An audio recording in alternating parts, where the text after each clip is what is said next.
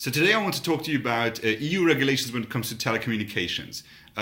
So the European Parliament voted on Wednesday to limit the price, so the limit to set a maximum price for calls inside the European Union.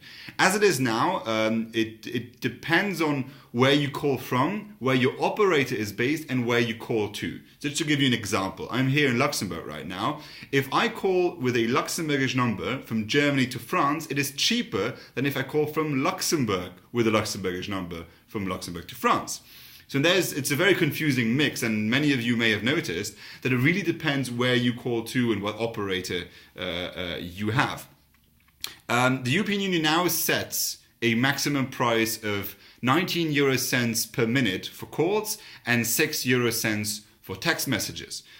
This is much in line as well with the trilogue negotiations with the European Council, where they have also made into an EU agency the current regulatory framework. So the current regulator is the body of European regulators for electronic communications, which is called, so the acronym is BEREC, which was set up in 2009, which is now going to become an EU agency, and they're supposed to monitor the whole telecommunications inside the European Union. This is also much in line of the roaming directive, which said that all calls within the European Union cannot have these sky-high fees, roaming fees between different countries. You may know that before we had that regulation, it could be very expensive to call from one EU country to another. Now, if you have a flat rate, you get a lot of offers that you either have a domestic flat rate for your telecommunications, or you have a Europe flat rate.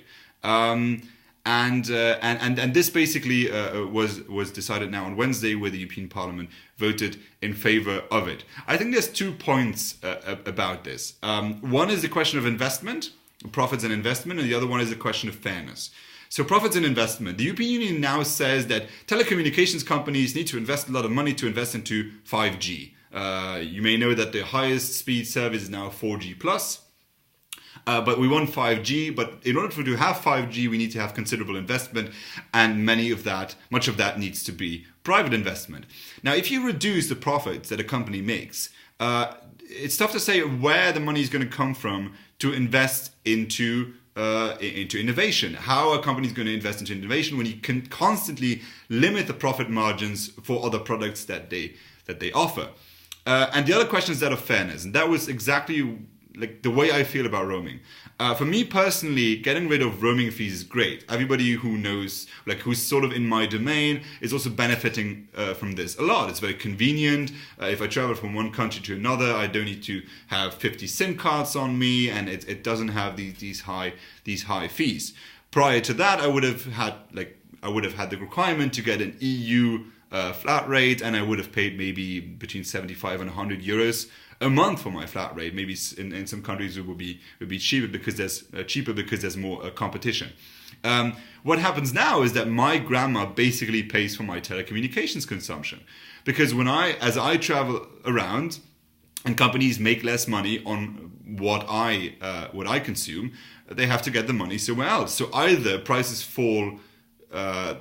don't fall as fast as projected for people who just have domestic call options, or they actually increase. And now they're also going to limit the prices for those who don't have flat rates, so for individual calls and text messages. So what we do is more and more we limit the opportunity for companies to make profits, and eventually overall consumer prices will have to rise. So for some people, this is a great thing because they benefit from it, because they use it a lot. But the other people who don't use it as much will have to shoulder the cost of that. And I don't think it's very fair.